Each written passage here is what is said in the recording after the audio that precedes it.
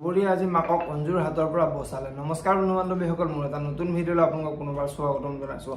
ৰংচনত সম্প্ৰচাৰিত হৈ থকা অদম্য যাত্ৰা ধাৰাবাহিকখনৰ আজিৰ খণ্ডটি চাবলৈ বহুত বেছি ইণ্টাৰেষ্টিং হ'বলৈ গৈ আছে। যদিহে আপোনালোকে অদম্য যাত্ৰা ধাৰাবাহিকখন চাই ভাল পায় তেনেহ'লে ভিডিঅ'টো এটা লাইক কৰি আমাৰ চেনেলটো ছাবস্ক্ৰাইব কৰি ল'ব। এনেকুৱা ধৰণৰ আপডেট মোক পাই থাকিবলৈ।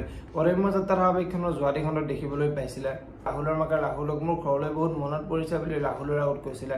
আৰু এতিয়া ৰাহুলে তুমি 2 মাহ ৰখা, আমি দুয়োটাই যাব পাৰিম বুলি ৰাহুলে মাকৰ আগত কৈছিলে। আৰু ৰাহুলে মাকক তুমি আৰু দুবৰীৰ লগত এইকেইদিনৰ ভিতৰত কথা পাতিছিলা নেকি বুলি মাকক সুধিছিলে। আৰু তেতিয়া মকে মই 2 দিন আগত দুবৰীৰ লগত কথা পাতিছিলোঁ বুলি ৰাহুলৰ আগত কৈছিলে। আৰু তেতিয়া ৰাহুলে মই অনুলৈ ফোন কৰিছিলোঁ, দুবৰীয়ে বোলে ৰিজাল্ট দিয়ালে পৰা মনটো মাৰি আছে বুলি মাকৰ আগত কৈছিলে। আৰু তেতিয়া মাকে দুবৰীয়ে বাৰু ৰিজাল্ট কথাটো গম পাই মনটো মাৰি আছে নেকি বুলি চিন্তা কৰা দেখিবলৈ পাইছিলে। আৰু আজিৰ খনতে দেখিবলৈ পাব ৰাহুলৰ মাকে দুবৰীলৈ ফোন কৰিব আৰু দুবৰীলৈ ফোন কৰি দুবৰী তোমাৰ কি হৈছে, তুমি বোলে ৰিজাল্ট দিয়াৰ পৰা মনটো মাৰি আছা বুলি দুবৰীক সুধিব।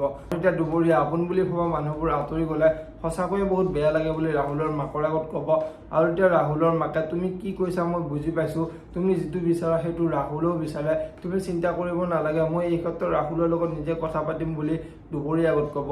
এতিয়া বাৰু দুবৰীয়ে ৰাহুলৰ মাকক কি ক'ব দেখিবলৈ পাব অদম্য যাত্ৰা ধাৰাবাহিকখনৰ আজিৰ খণ্ডটিত। আনফালে আজিৰ খণ্ডটিত ৰঞ্জুৱে মিনতীৰ চাহ কাপত ঔষধ মিহলাই মিনতীৰ ওচৰলৈ লৈ আহিব।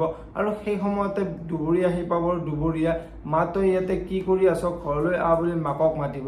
আৰু তেতিয়া ৰঞ্জুৱে চাহখিনি খাই যোৱা, চাহখিনি খাই নগ'লে বেয়া পাম বুলি মিনতীৰ আগত ক'ব। আৰু মিনতীয়ে চাহখিনি খাবলৈ ওলাব। এতিয়া বাৰু সেই চাহখিনি খালে মিনতীৰ বাৰু মৃত্যু হ'ব নেকি দেখিবলৈ পাব অদম্য যাত্ৰা ধাৰাবাহিকখনৰ আজিৰ খণ্ডটিত। যদিহে আপোনালোকে অদম্য যাত্ৰা ধাৰাবাহিকখন চাই ভাল পায় তেনেহ'লে ভিডিঅ'টো এটা লাইক কৰি আমাৰ চেনেলটো ছাবস্ক্ৰাইব কৰি ল'ব। এনেকুৱা ধৰণৰ আপডেট মোক পাই থাকিবলৈ ধন্যবাদ।